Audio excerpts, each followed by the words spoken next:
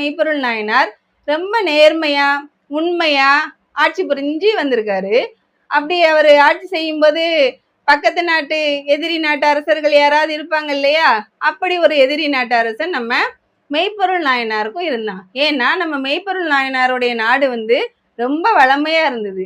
அதை கண்டு பொறாமப்பட்ட முத்தநாதன் அப்படிங்கிற ஒரு பகையரசன் என்ன பண்ணுவானா, அடிக்கடி நம்ம மெய்ப்பொருள் நாயனார்கிட்ட சண்டைக்கு வந்துட்டே இருந்திருக்கான்.